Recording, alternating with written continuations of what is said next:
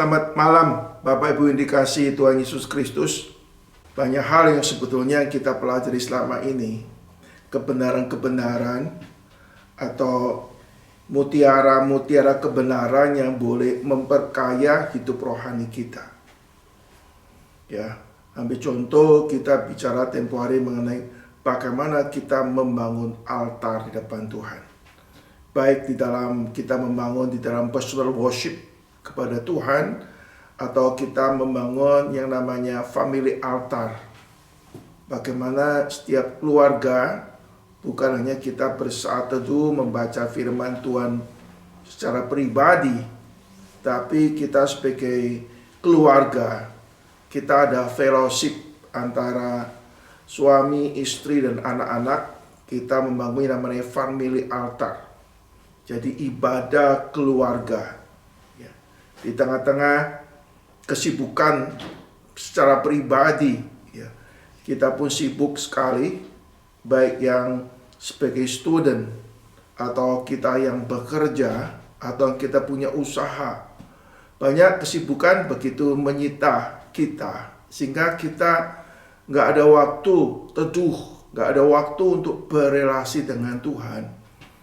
Tidak ada waktu untuk kontemplasi, atau introspeksi diri bagaimana hidup kita di depan Tuhan.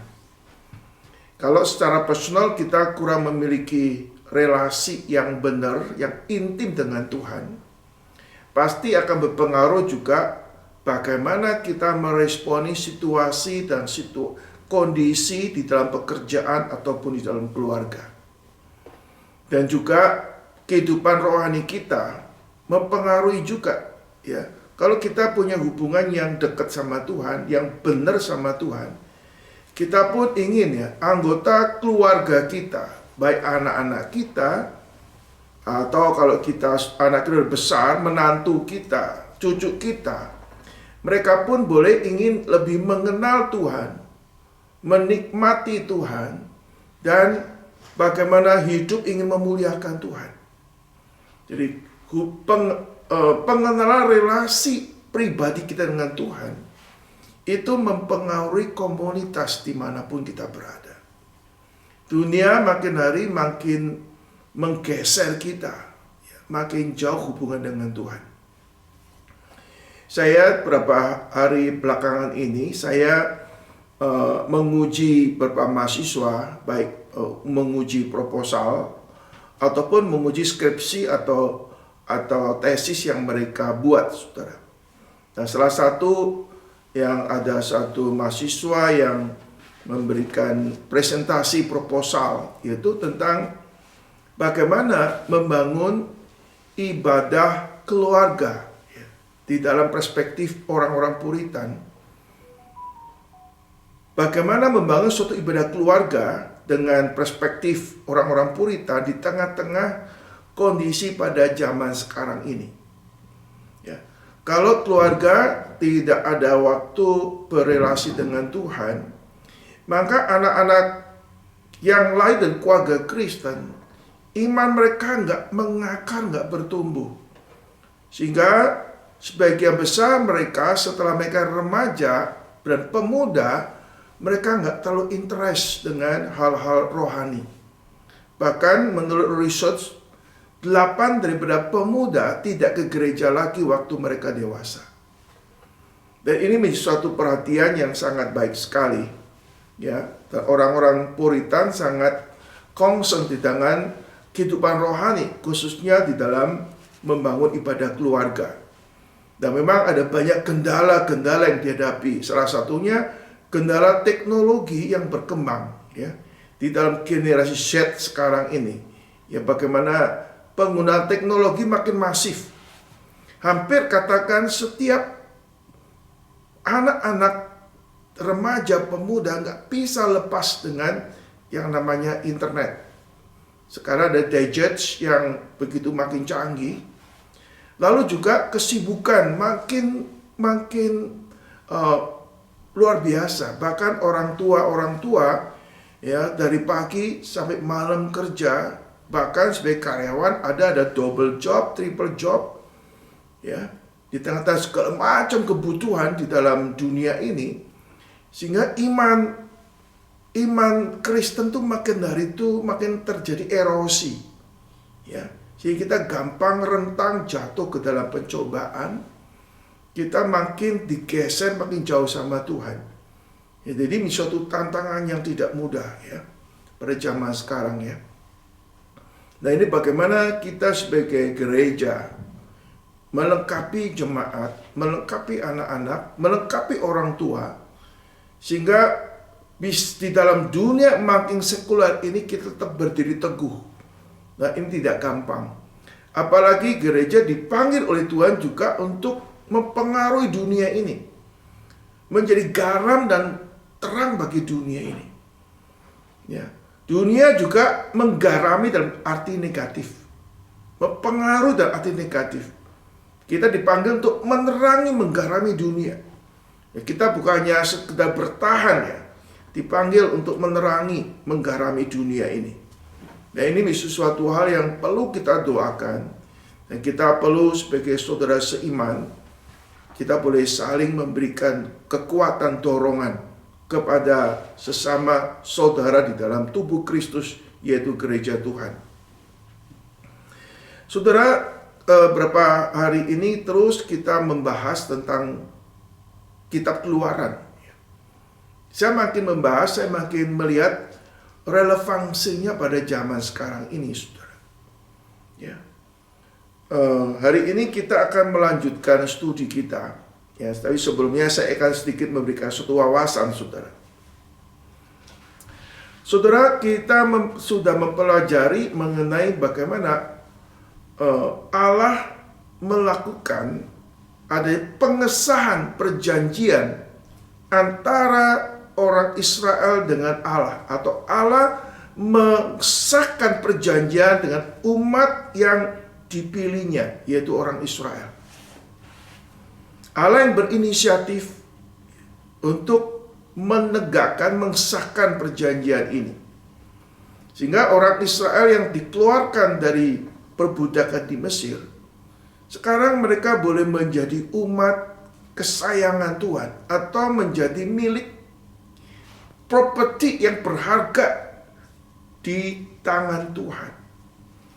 Ini suatu kontras sekali. Kalau dulu mereka tuh bagaimana menjadi suatu bangsa yang diperbudak di Mesir, atau menjadi orang yang sebenarnya identitas dirinya sudah dirusak begitu rupa. Tapi sekarang boleh dipanggil, dipilih menjadi milik kesayangan Tuhan. Ya, ini berarti saudara, mereka sekarang memiliki suatu identitas yang jelas.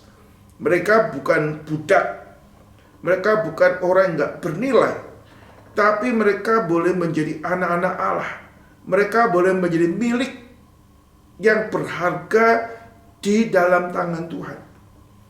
Nah, sekarang saudara, bagaimana Allah mengesahkan ya, dengan suatu perjanjian. Jadi sekarang mereka punya status yang baru sebagai umat Allah. Allah boleh menjadi Allah mereka, dan mereka boleh menjadi umat Allah. Covenant, ada perjanjian.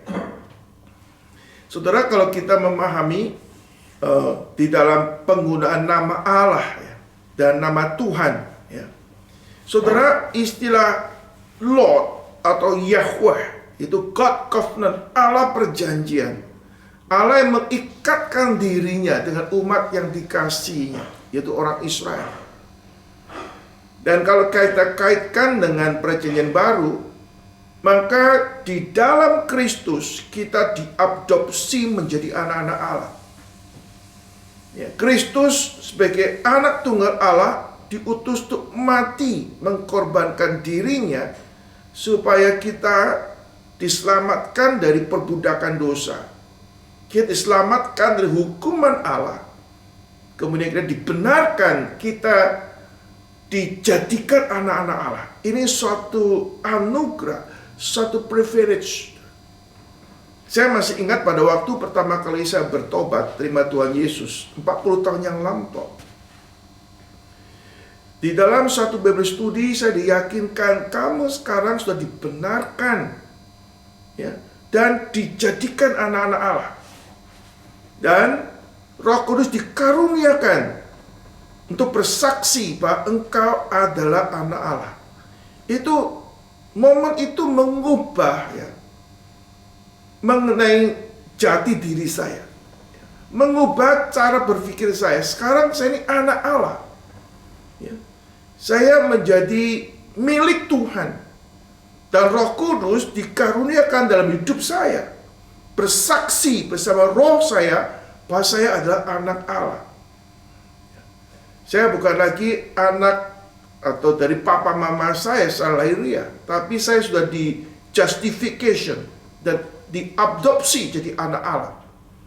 Dan saya sedang dalam proses untuk dibentuk, dipelengkapi untuk dalam hidup ini memancarkan karakter Allah. Dipelengkapi untuk hidup menjalankan kehendak Allah dalam dunia ini. Ini menjadi suatu momen saya boleh mengalami transformasi dalam kehidupan ini. Dan itu terjadi. Dan Tuhan telah membentuk saya sampai hari ini. 40 tahun Tuhan bentuk saya.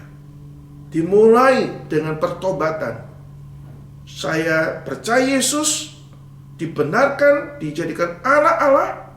Roh Kudus dikaruniakan dalam hidup saya.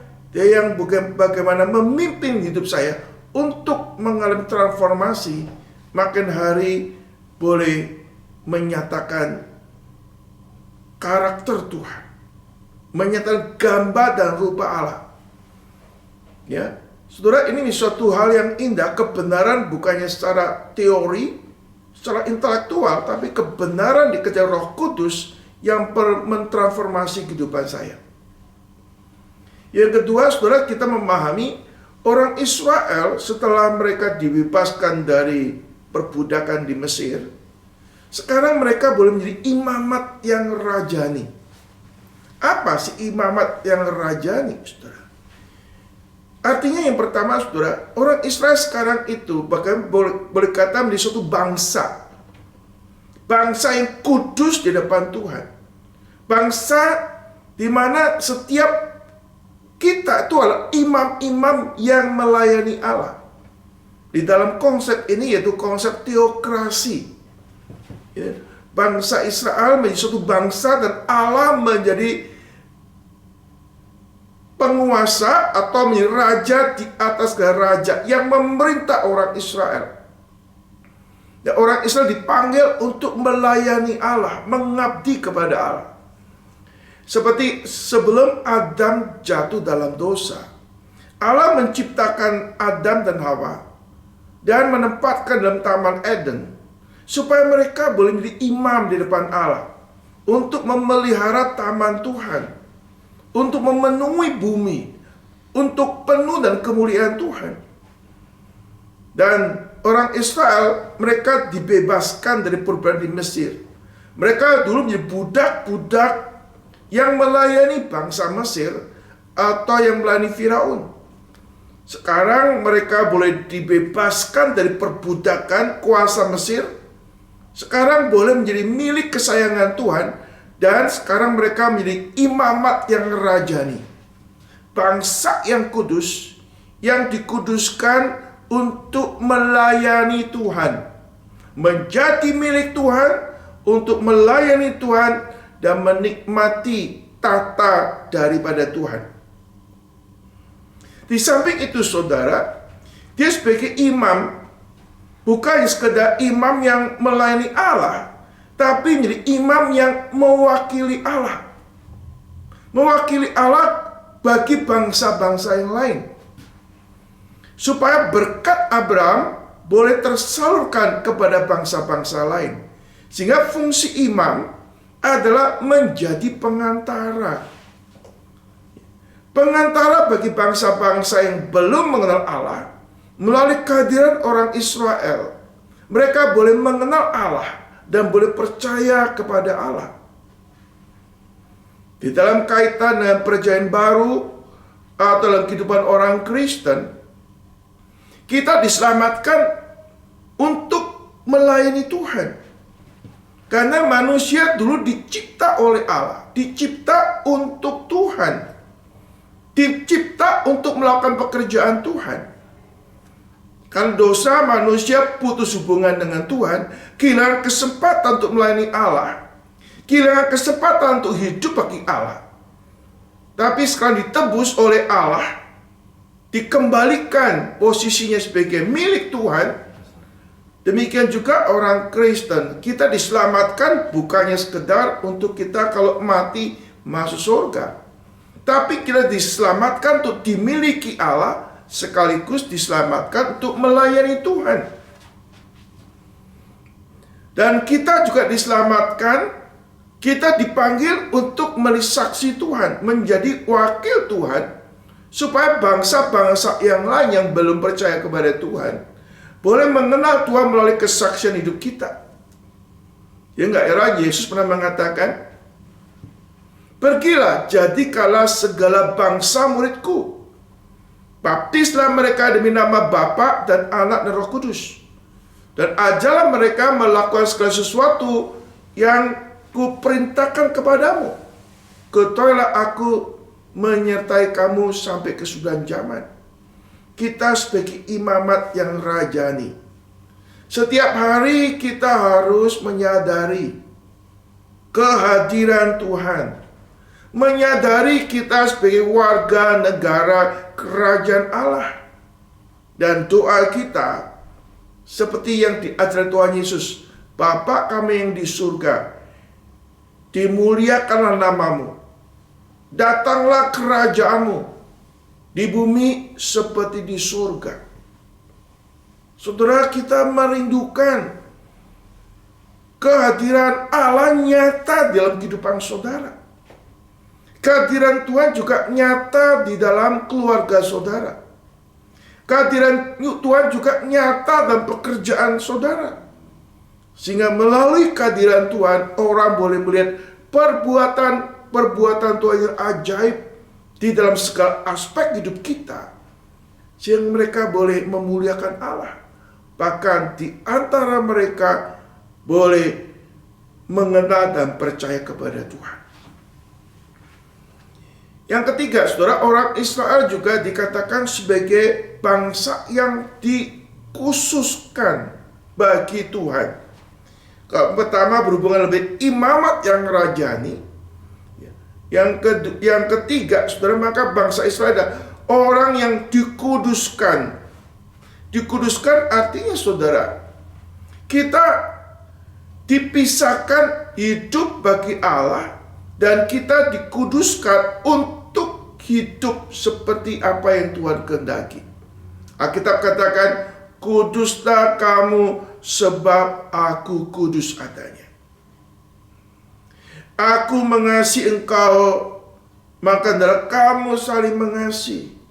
Aku Allah kebenaran, maka kita hidup dalam kebenaran Tuhan." Saudara, kita sebagai umat yang dikhususkan menjadi milik Tuhan, maka kita merindukan kehadiran Allah, pekerjaan Allah boleh makin nyata di dalam kehidupan saudara saya. Ini suatu anugerah, saudara. Di antara bangsa-bangsa dalam dunia ini, Allah menetapkan memilih bangsa Israel. Bukan oleh karena bangsa Israel lebih baik, lebih besar, lebih kuat. Bangsa Israel bangsa yang lemah, bangsa yang bukan lebih bagus. Tapi oleh anugerah Allah, Allah memilih bangsa Israel menjadi milik kesayangan Tuhan. Demikian juga, saudara, kita diselamatkannya oleh anugerah. Bukan oleh karena kita lebih baik daripada orang lain, lebih kuat daripada orang lain. Kita adalah orang yang berdosa. Tapi Tuhan, oleh anugerah yang berdaulat, memilih kita menjadi umat kesayangannya.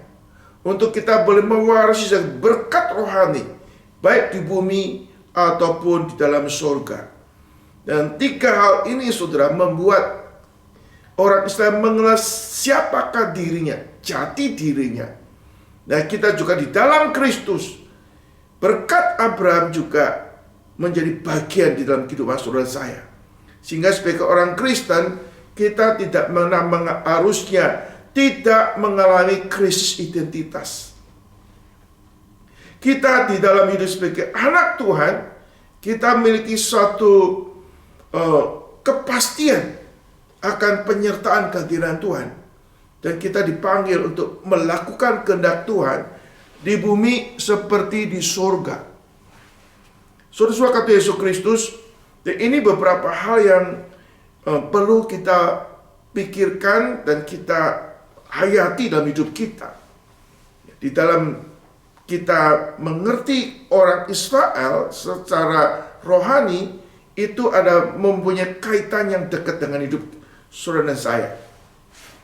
Saudara, kita akan melanjutkan di dalam kita memahami, ya, saya akan menceritakan setelah terjadi adanya pengesahan perjanjian orang Israel dengan Tuhan, maka kita melihat bagaimana Tuhan akhirnya memanggil atau mengundang Musa untuk naik ke Gunung Sinai.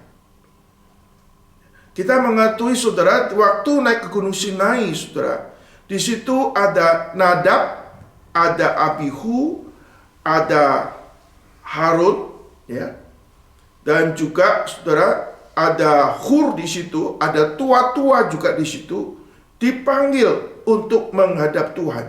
Dan ini akan kita mempelajari. Setelah itu bagaimana Musa selama 40 hari, 40 malam ada di atas Gunung Sinai. Di tengah-tengah Tuhan menyatakan blueprint tentang tabernakel atau bait Allah. Sekaligus Allah memberikan 10 hukum di dalam 2 loh batu. Sementara 40 hari ada di atas itu.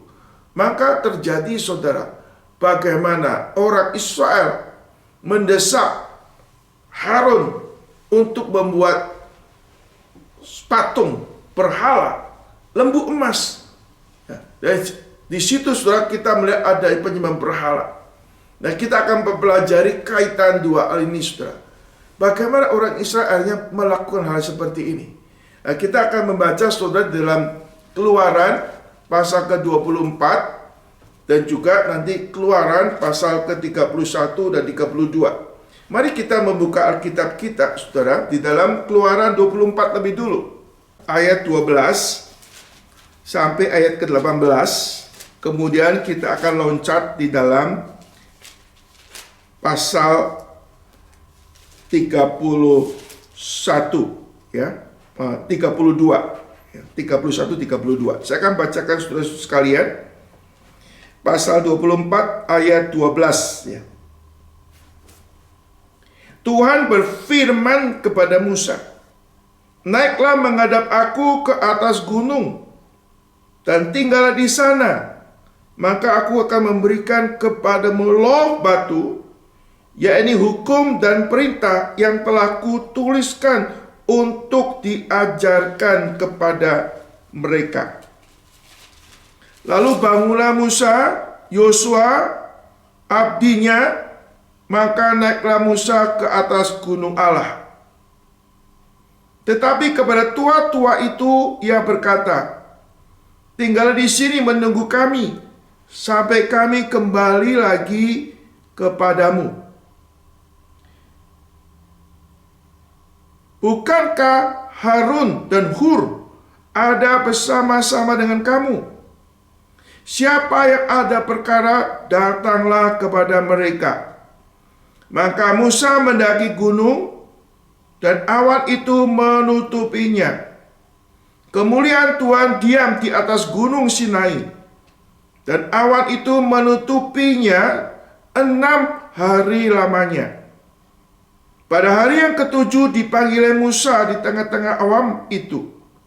Tampaklah kemuliaan Tuhan sebagai api yang menghanguskan di puncak gunung itu pada pandangan orang Israel. Masuklah Musa ke tengah-tengah awan itu dan mendaki gunung itu. Lalu tinggallah ia di atas gunung itu 40 hari dan 40 malam. Kita membaca Keluaran pasal 31 ayat 18 sampai dengan Keluaran 32 ayat ke-7 saja. Ya, kita akan bahas sampai sini aja ya. Mari saudara kita membaca sama-sama pasal 31 ayat 18. Dan Tuhan memberikan kepada Musa setelah ia selesai berbicara dia di Gunung Sinai, 2 loh hukum Allah, loh batu yang ditulis oleh jari Allah. Ketika bangsa itu melihat bahwa Musa mengundur-undur turun dari gunung itu, maka berkumpullah mereka mengerumuni Harun dan berkata kepadanya, "Mari, buatlah untuk kami Allah yang akan berjalan di depan kami. Sebab Musa ini orang yang telah memimpin kami keluar dari tanah Mesir, kami tidak tahu apa yang telah terjadi dengan dia." Lalu berkatalah Harun kepada mereka, "Tanggalkanlah anting-anting emas yang ada pada telinga istrimu, anakmu laki-laki dan perempuan, dan bawalah semuanya kepadaku." Lalu seluruh bangsa itu menanggalkan anting-anting emas yang ada pada telinga mereka dan membawanya kepada Harun. Diterimanya itu dari tangan mereka, dibentuknya dengan pahat dan dibuatnyalah daripadanya anak lembu tuangan. Kemudian berkatalah mereka, "Hai Israel, inilah Allahmu yang telah menuntun engkau keluar dari tanah Mesir." Ketika Harun melihat itu, didirikannya mezbah di depan anak lembu itu. Berserulah Harun, katanya, "Besok hari raya bagi Tuhan." Dan keesokan harinya pagi-pagi maka mereka mempersembahkan korban bakaran dan korban keselamatan. Sesudah itu duduklah bangsa itu untuk makan dan minum. Kemudian bangunlah mereka dan bersukaria.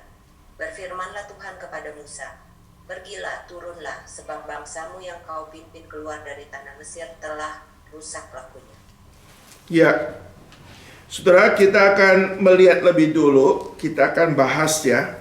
Jadi sebelum bangsa Israel mendesak Harun untuk membuat patung anak lembu emas, ya, kita melihat bahwa Musa, latar belakangnya, setelah Musa melakukan pengesahan perjanjian antara Allah dan orang Israel, dan kita mengetahui pada waktu terjadi pengesahan itu ada acara yang khusus di dalam pengesahan itu, yaitu dengan adanya membangun altar di situ, kemudian ada korban yang disembelih, ada darah dicurahkan, sebagian dicurahkan di dalam mezbah, yang kedua dipercikan ke bangsa Israel. Maka setelah kita melihat, setelah itu selesai, maka Musa melanjutkan suatu aktivitas, yaitu Allah mengundang Musa untuk naik ke Gunung Sinai. Ya, saudara, kita mengetahui dalam upacara pengesahan daripada perjanjian antara Allah dan orang Israel, Allah melibatkan adanya Harun, Nadab, Abihu, dan tua-tua. Ya. Nah, ada satu orang lagi yang tidak boleh disebutkan, adanya Harun. Sehingga ada 75 orang, saudara, yang dilibatkan menjadi suatu semacam panitia khusus untuk mempersiapkan atau menjalankan di dalam pengesahan covenant ini antara Tuhan dengan orang Israel.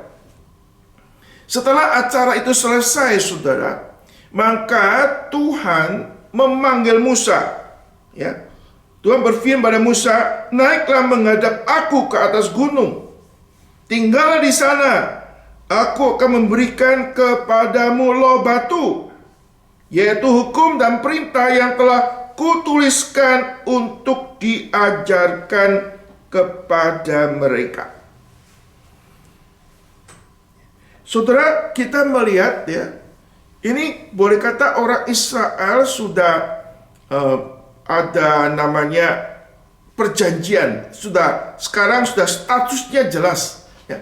Istilahnya kalau orang menikah ya, ini sudah resmi menikah ya, sudah ada pemberkatan nikah, ada catatan sipil, ada akte pernikahan, dan mereka sudah sah, boleh kata suami istri.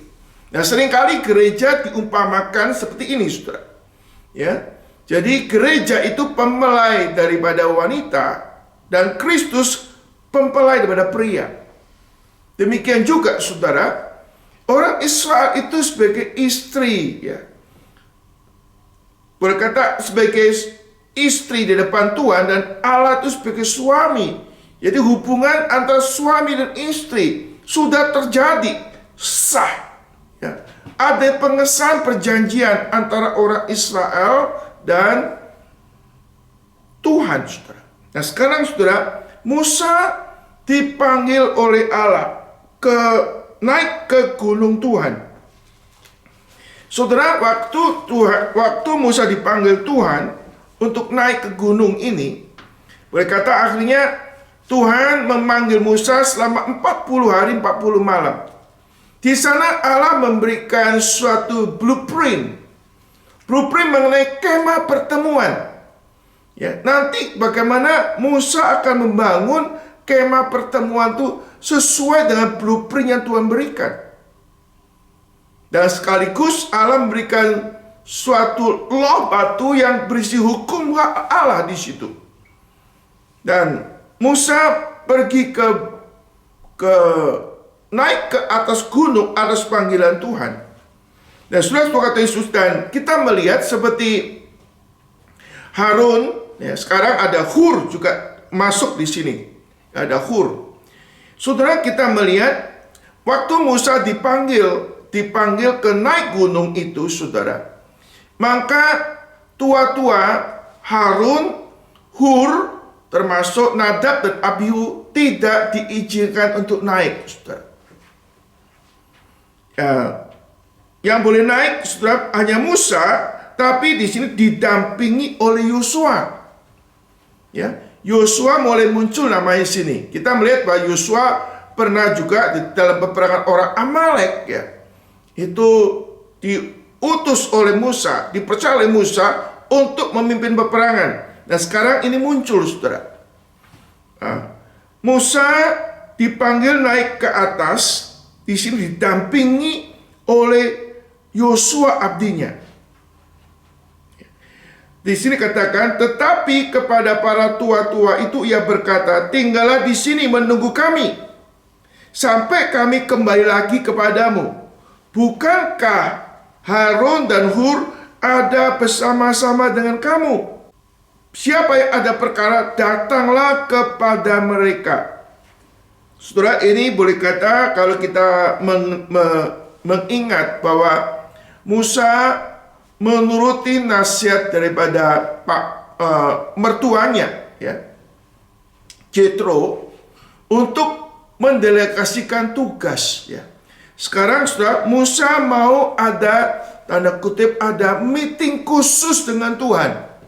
Maka segala urusan-urusan yang berhubungan dengan perkara-perkara umat Allah dipercayakan kepada Harun, Hur, dan penatua-penatua atau tua-tua Israel pada waktu itu, saudara. Nah, kita melihat Musa hanya naik ke atas gunung, tapi ada yang mendampingi, yaitu siapa? Yosua. Kita mengakui Yosua ini mendampingi Musa bukan kebetulan, tapi ada maksud rencana Tuhan.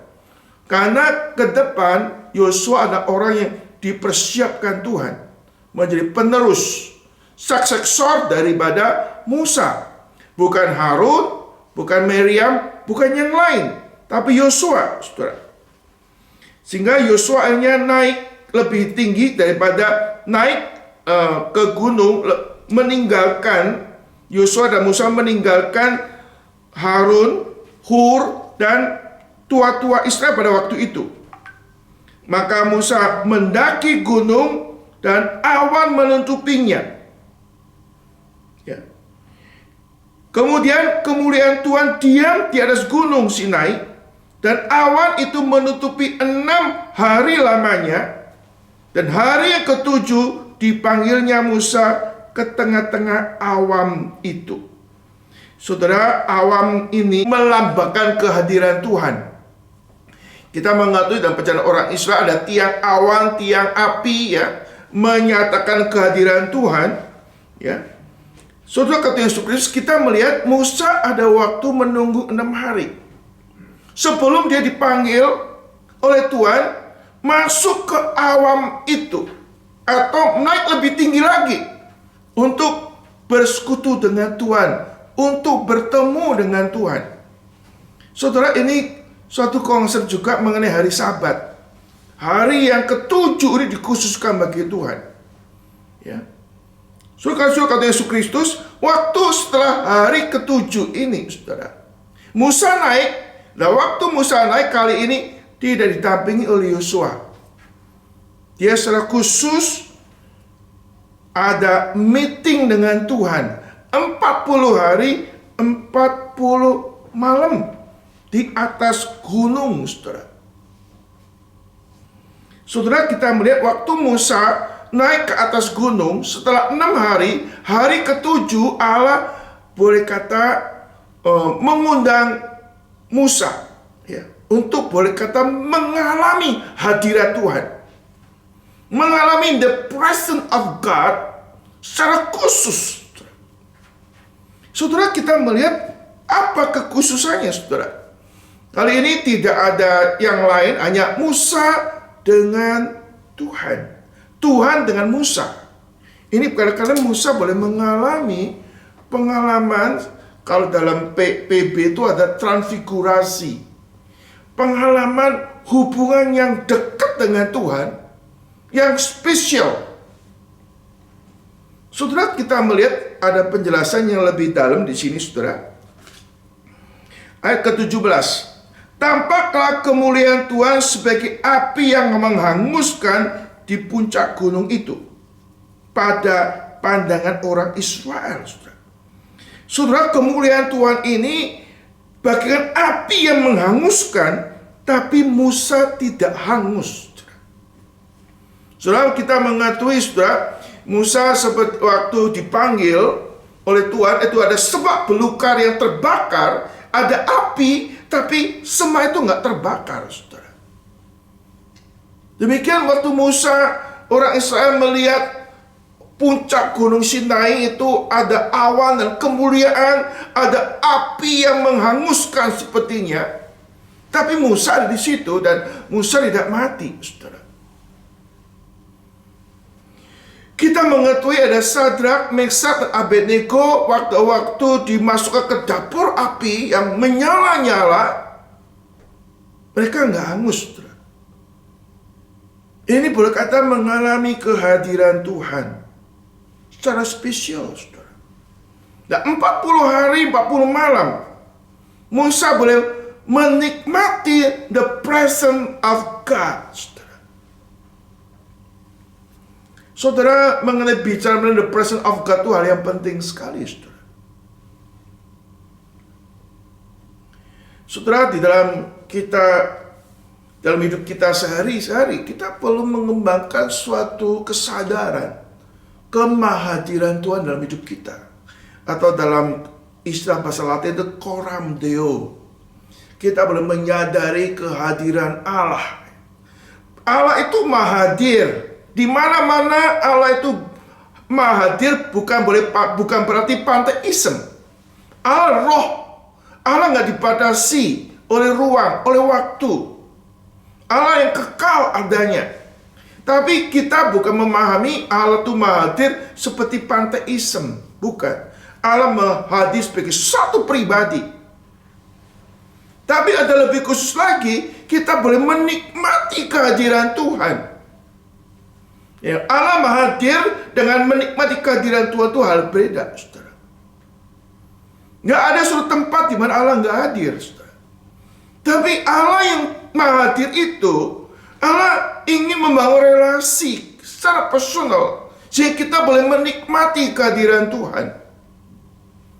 Dan Allah menyatakan kehadiran Tuhan secara khusus di Gunung Sinai waktu itu. Dan nanti kita mengetahui Allah akan menyatakan kehadiran di kemah pertemuan atau di dalam tabernakel. Dan ke depan bagaimana Allah akan hadir di dalam bait-Nya. Saudara, hidup kita akan memiliki nilai, makna yang dalam jikalau kita boleh menyadari kehadiran Tuhan.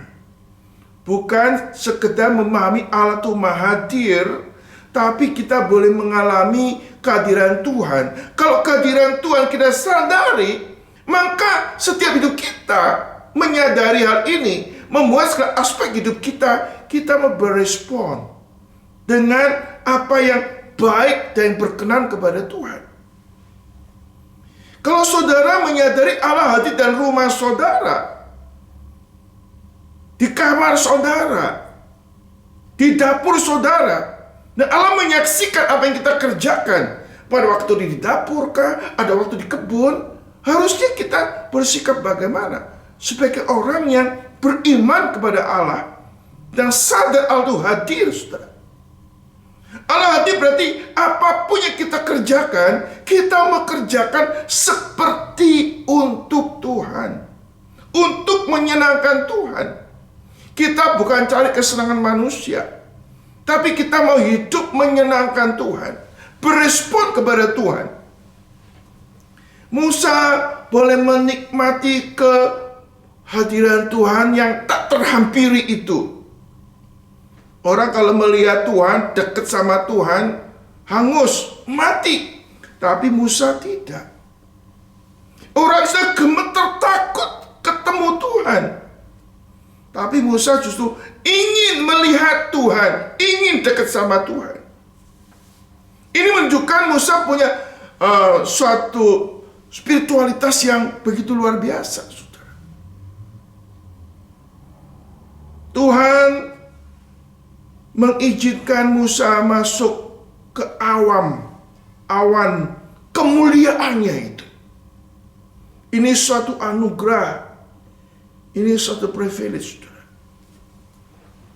Saudara, waktu kita beribadah kepada Tuhan, kalau Allah tidak hadir di dalam ibadah kita, dalam gereja kita, betapa indahnya gedung itu, betapa bagusnya liturginya, itu nothing, saudara.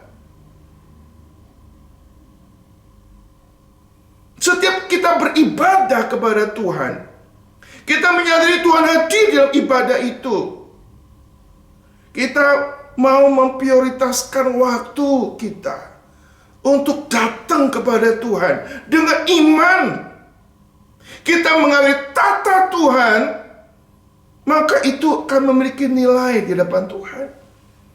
Banyak orang kadang-kadang mengabaikan kehadiran Tuhan, mengabaikan kehadiran Tuhan pada waktu ibadah, sehingga sembarangan untuk melewatkan waktu ibadah dengan kegiatan yang lain. Saya percaya orang yang menghormati Tuhan, mengutamakan Tuhan, sama orang yang kurang menghormati Tuhan, tidak mengutamakan Tuhan, efeknya akan beda sekali.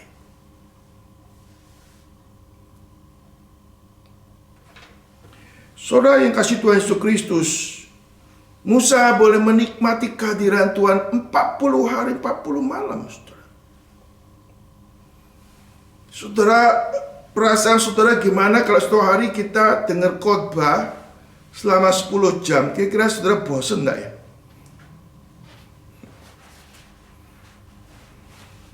Dengar khotbah 10 jam, sudah. Aduh. Tapi kalau saudara menikmati kehadiran Tuhan, saudara rasa Allah berbicara kepada saudara 40 hari 40 malam, terasa cuma 1 jam. Amin.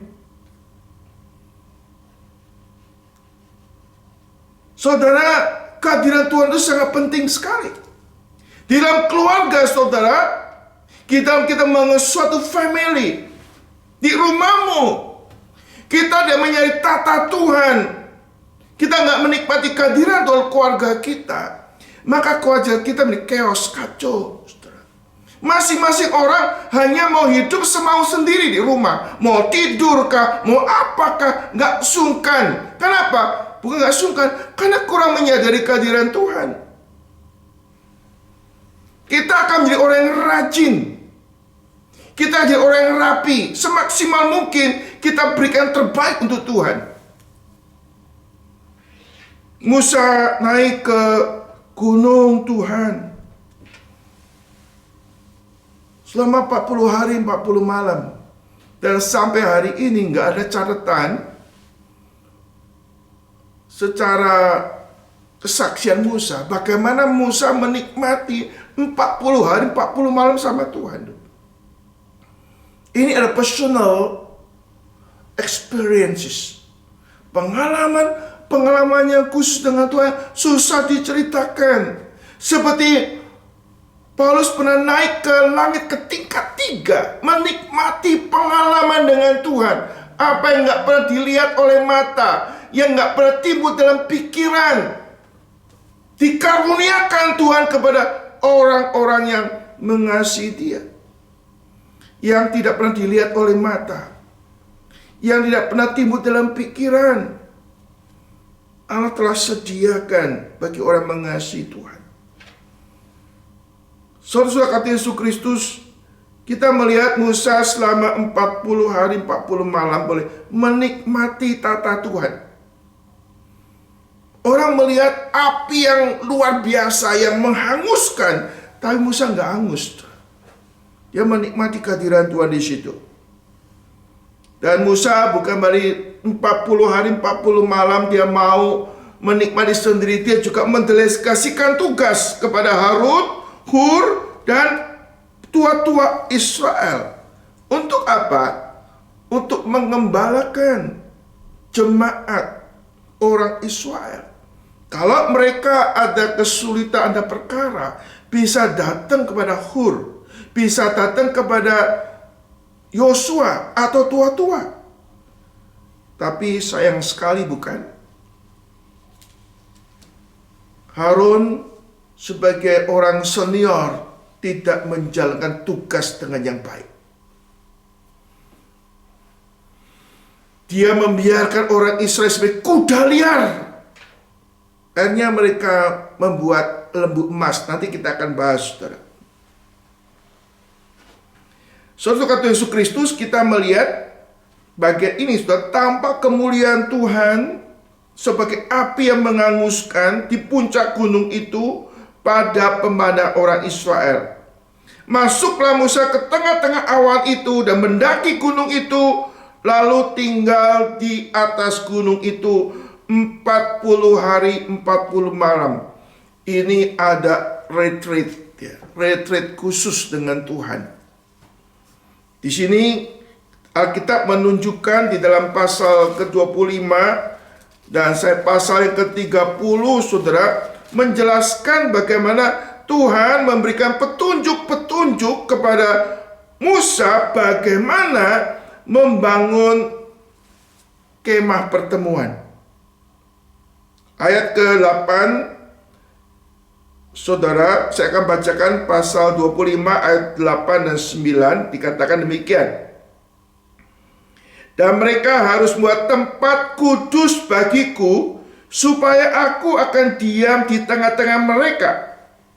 Menurut segala apa yang kutunjukkan kepadamu, sebagai contoh kemah suci, sebagai contoh segala perabotnya, demikian harus kamu membuatnya. Ya, seperti kita hari ini rencana ingin bangun gedung gereja yang lebih besar. Ya, ini memang beda jauh sama apa yang sedang didesain oleh Musa. Ini Musa mendapat wahyu khusus supaya jangan mendesain asal mendesain. Mendesain sesuai dengan desainnya Tuhan.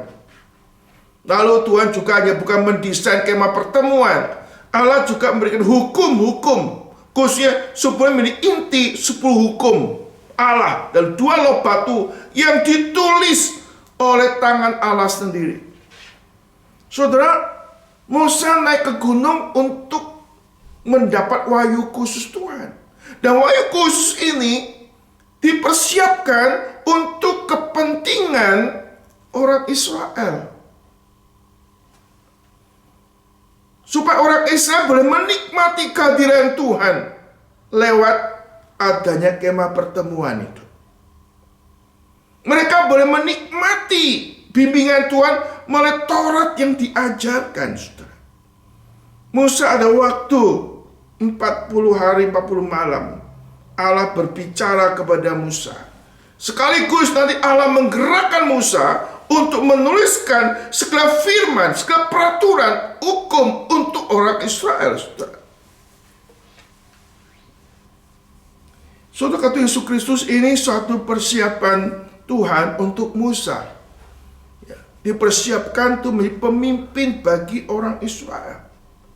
Firman Tuhan yang bersumber daripada Allah sebagai otoritas yang mengatur kehidupan ibadat, yang mengatur kehidupan secara bangsa, sekaligus yang mengatur kehidupan secara personal, life orang Israel, saudara. 40 hari, 40 malam. Sisi lain sebagai personal relationship Musa dengan Tuhan. Sekaligus menjadi suatu master class untuk Musa dipelengkapi, untuk menjadi berkat bagi orang Israel. Sebagai milik Tuhan yang berharga ini.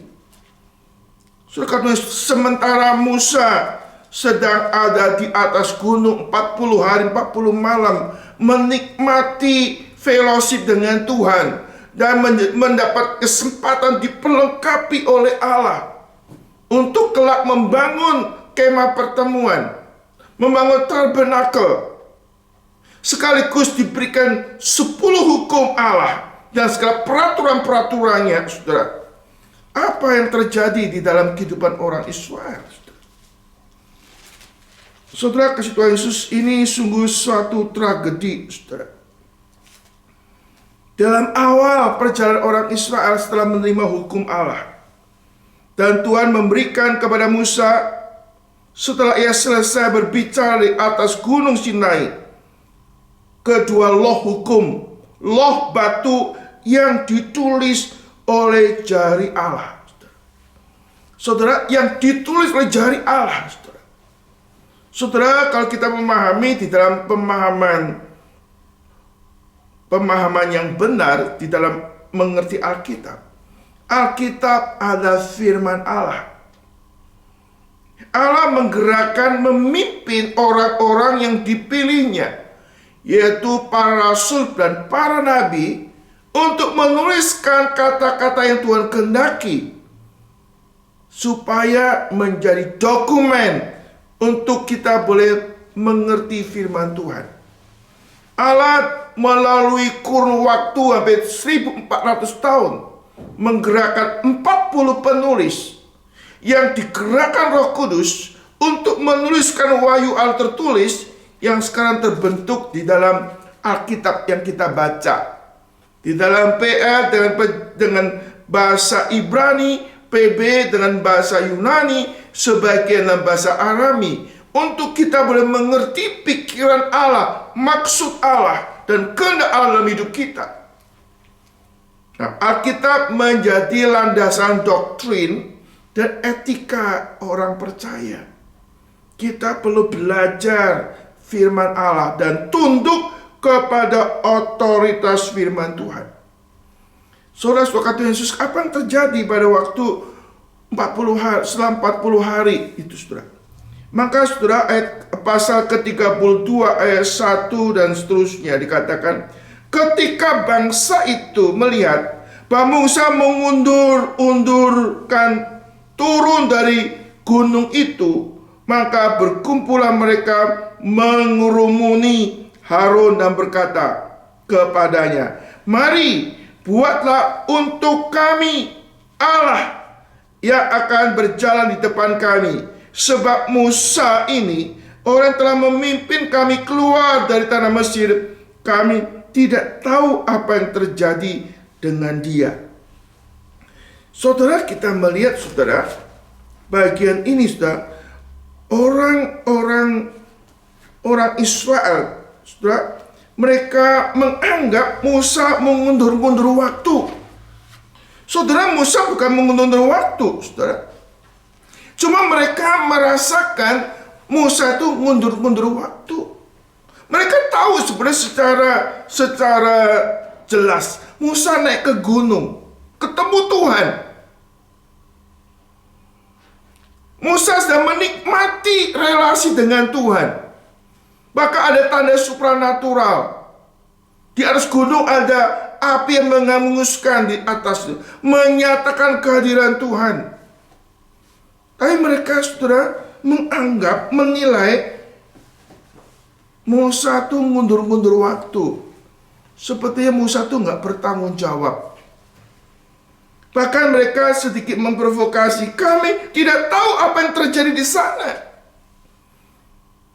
Saudara, mereka tahu Musa itu naik ke atas dipanggil oleh Tuhan, sedang bertemu dengan Tuhan. Tapi interpretasi mereka negatif.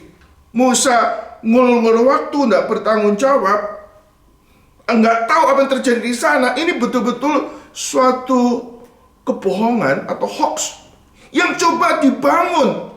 Kenapa? Mereka punya agenda lain, saudara.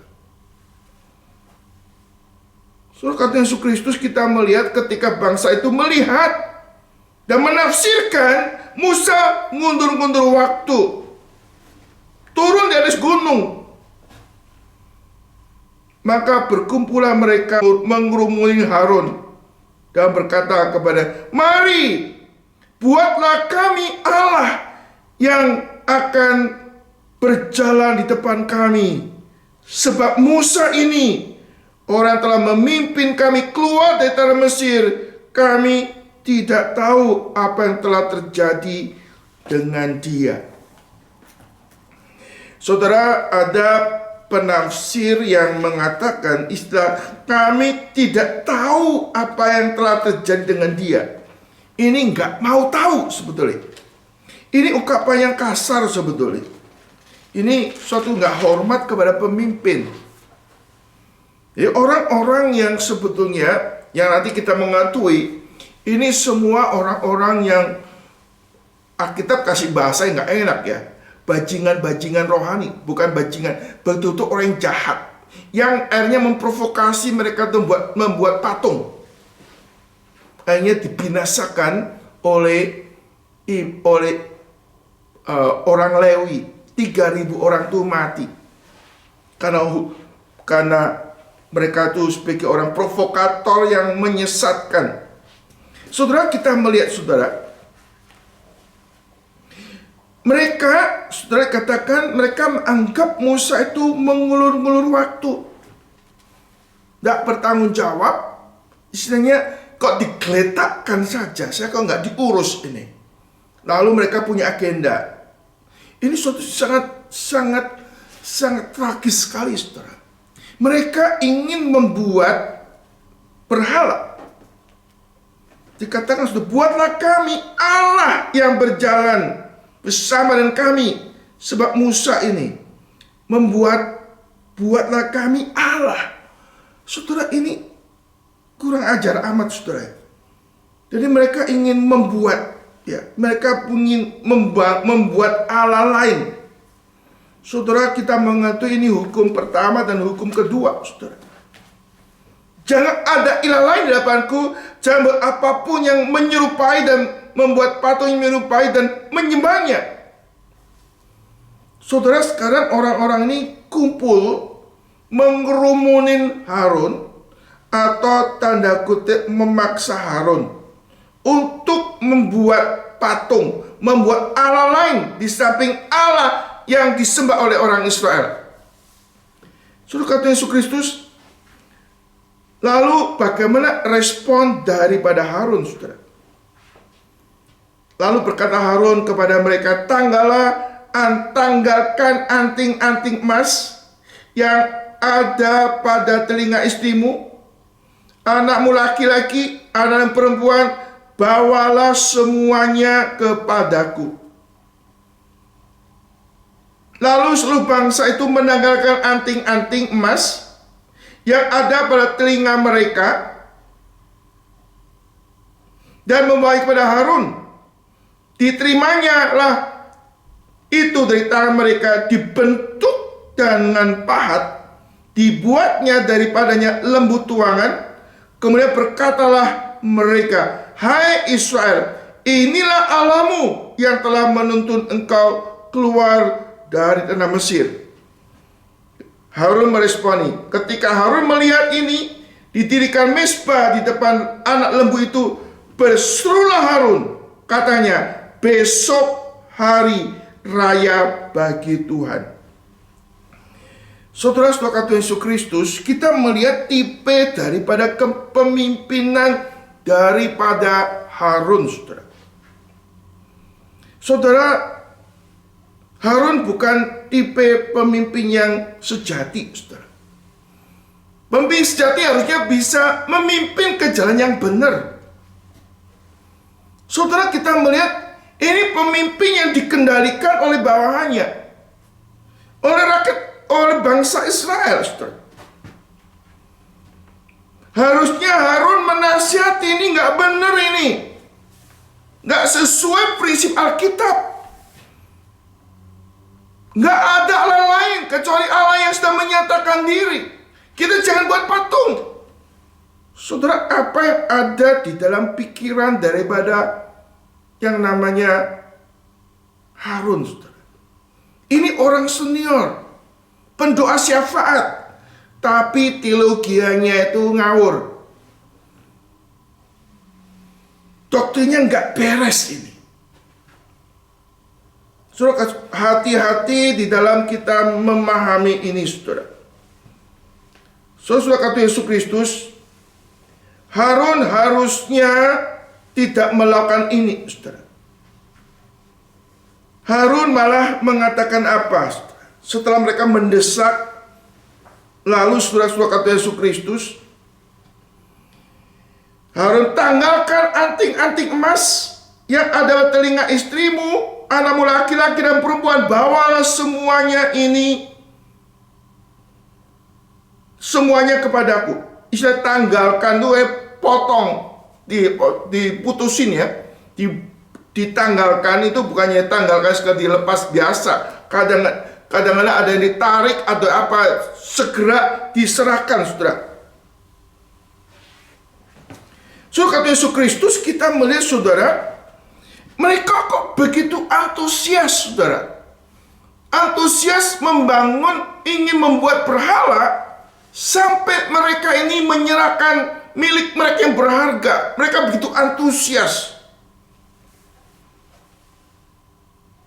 Saudara-saudara kata Yesus, kita mengetahui bahwa kelak, saudara, itu anting-antingnya, emasnya itu seharusnya dipersiapkan untuk membuat tabernakel, dipakai untuk pembangunan rumah Allah. Tapi justru dipakai untuk membuat berhala, saudara. Kata Yesus Kristus, Harun terbawa oleh mayoritas yang tidak jelas, yang doktrinnya nggak benar, saudara. Kata Yesus Kristus, ini ingin membangun suatu idol.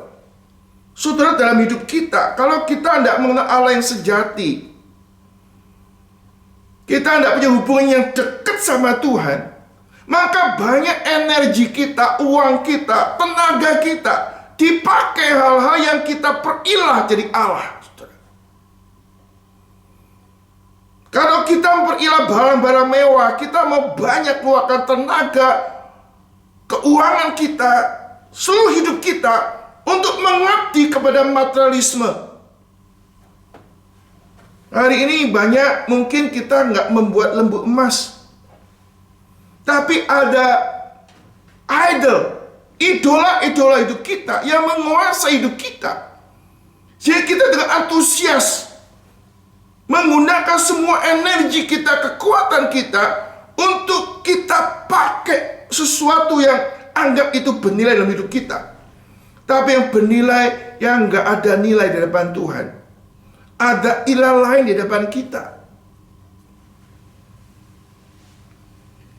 Saudara-saudara kasih Tuhan Yesus Kristus, kita melihat bagaimana Harun, saudara,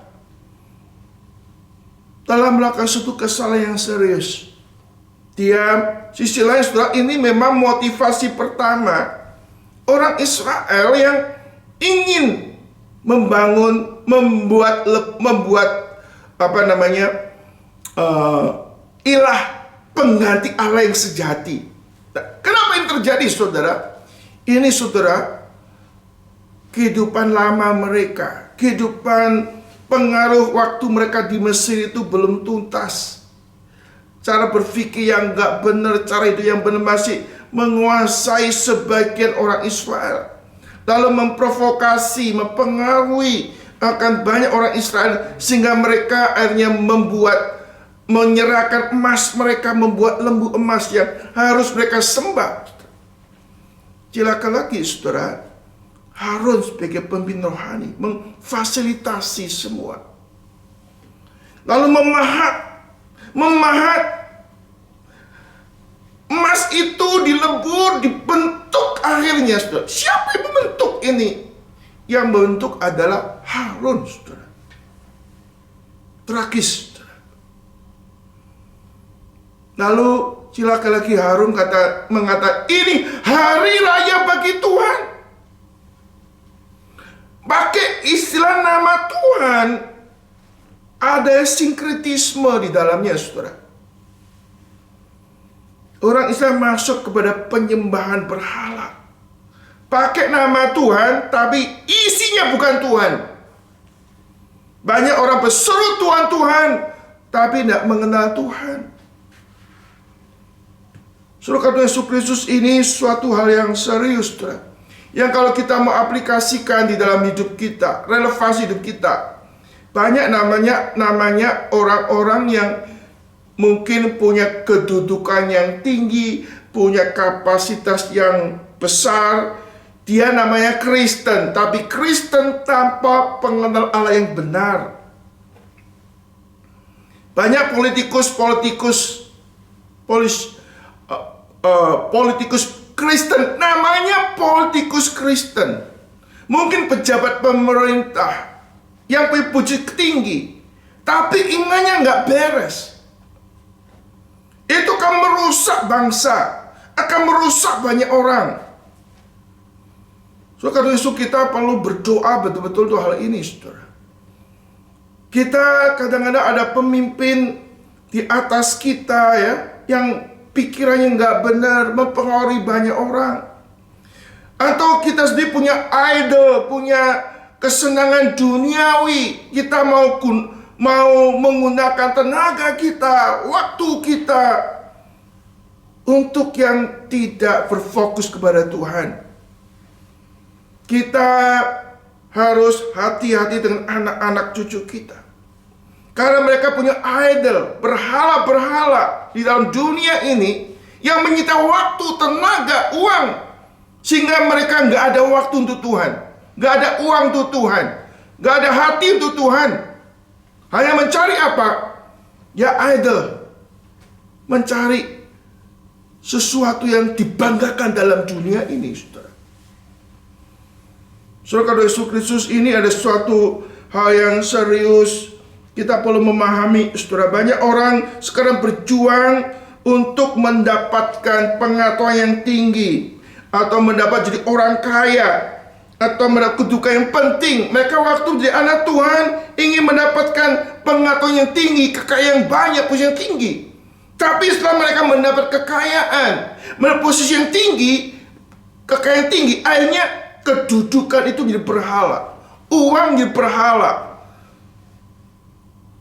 pengetahuan jadi berhala.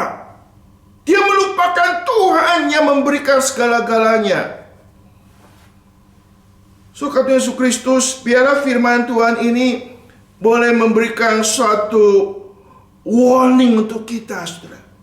Kalau masih ada ilah lain yang menguasai hidup kita, ada sesuatu yang mulai menggeser fokus kita kepada Tuhan, kita jangan biarkan. Kita harus waspada hal ini, saudara. Saudara, kata Yesus Kristus, orang Israel Saya tahu saudara, ini orang yang memprovokasi. Ini minoritas. Tapi minoritas yang mempengaruhi mayoritas yang nggak tahu apa-apa. Mereka jadi korban. Pemimpin yang harusnya memimpin, bisa mengendalikan orang yang nggak beres ini, yang mempengaruhi banyak orang, tidak memiliki fungsinya. Saudara, gereja adalah kaum pilihan Tuhan. Kita dipanggil untuk menjaga harta kekayaan Tuhan, menjaga milik Tuhan, umat Allah. Saudara, Yesus Kristus, dialah firman Tuhan malam hari ini bisa Tuhan memberikan pencerahan sehingga kita bisa memahami relevansi dalam hidup kita masing-masing. Minggu depan kita akan membahas lagi lebih intens, lebih dalam lagi. Bagaimana hal ini terjadi dan bagaimana Allah mensikapin, dan bagaimana akhirnya Musa turun dan bertindak menghadapi situasi ini. Kiranya Tuhan memberkati saudara dan saya. Minta pertolongan Tuhan supaya kita bisa mengerti kebenaran.